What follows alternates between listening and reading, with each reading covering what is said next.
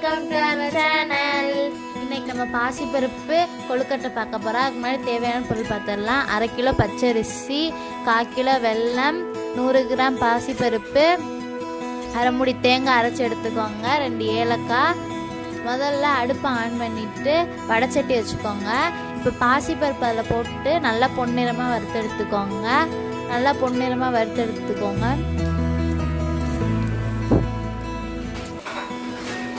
இப்போ பொன்னிறமாக நல்லா வறுத்துருச்சு. நல்லா ஆற விட்டு மிக்சி ஜாரில் போட்டு அரைச்சிக்கோங்க. 2 ஏலக்காய் போட்டுக்கோங்க. நல்லா பொடி பண்ணி அரைச்சி எடுத்துக்கோங்க. அப்போ தான் பூர்ணம் பண்ணுறப்ப சாஃப்டாக கிடைக்கும்.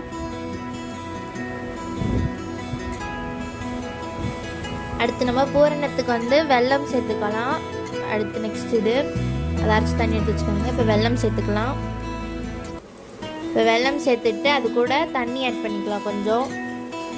கொஞ்சம் ஸ்லோ ஃப்ளேம்லேயே வச்சுக்கோங்க, இல்லைன்னா அடி பிடிச்சிரும். கொஞ்சம் ஹை ஃப்ளேம் வைக்காமல் ஸ்லோ ஃப்ளேம் வச்சுக்கோங்க. அடுத்து நல்லா இதை கிண்டுங்க. நல்லா மிக்ஸ் பண்ணணும். வெல்லம் நல்லா கரையணும்.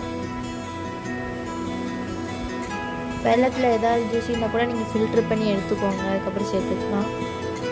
நாங்கள் அப்படியே போட்டோம். இது நல்லா கிண்டணும். இது நல்லா கட்டியாகி வரணும்.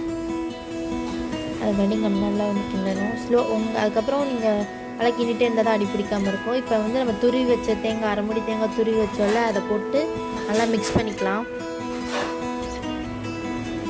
நல்லா கட்டி சேராமல் மிக்ஸ் பண்ணுங்கள். தேங்காய் அங்கே தான் நிற்கும். நல்லா மிக்ஸ் பண்ணிக்கோங்க. இதை நல்லா மிக்ஸ் பண்ணணும். கொஞ்சம் கட்டியானோடனே அது கூட பாசிப்பயிறு சேர்த்துக்கலாம். பாசிப்பருப்பு மாவு அதை மறைச்சி எடுத்துள்ள பாசிப்பருப்பு அதை சேர்த்துக்கணும். அதுக்கு மேலே இது நல்லா கிண்டுங்க. இப்போ கொஞ்சம் ஹை ஃப்ளேம் வச்சுக்கலாம். இப்போ பாசிப்பருப்பு மாவு போட்டாச்சு. போட்டு நல்லா கிண்டுங்க. அப்போ கட்டி சேராமல் இருக்கும். கிண்டி போட்டாச்சு. இப்போ கொஞ்சம் ஹை ஃப்ளேமில் இருக்குது. நீங்கள் லோ ஃப்ளேம் வச்சுக்கோங்க.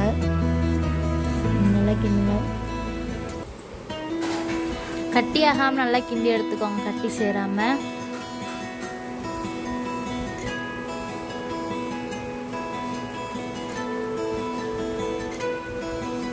இப்போ ஒரு 5 நிமிஷம் கழித்து நல்லா கொஞ்சம் கட்டி ஆகிடுச்சு.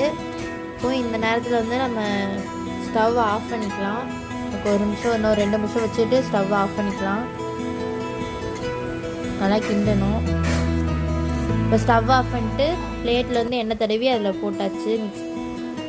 போட்டு அதை நல்லா காய வச்சுருங்க. அடுத்து நம்ம கொழுக்கட்டைக்கு மாவு பிசைஞ்சிடலாம். இதுக்கு நான் அரிசி மாவு எடுத்தாச்சு. 1/2 கிலோ அரிசி மாவு எடுத்துருக்கோம். அரிசி மாவில் லைட்டாக உப்பு போட்டுக்கோங்க. தேவையான அளவு உப்பு போட்டுக்கோங்க. போட்டு தண்ணி ஊற்றி சுடு தண்ணி ஊற்றி நல்லா பிசைஞ்சுக்கோங்க. மிதமான சூட்டில் இருக்க சுடு தண்ணி எடுத்து நல்லா பிசைஞ்சு எடுத்துக்கோங்க. சப்பாத்தி மாவு பதத்தில் இருக்கணும்.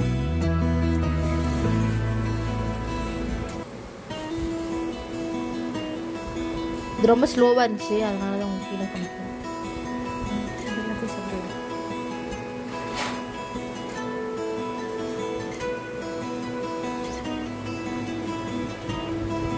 இப்போ மாவு நல்லா பிசைஞ்சு எடுத்தாச்சு.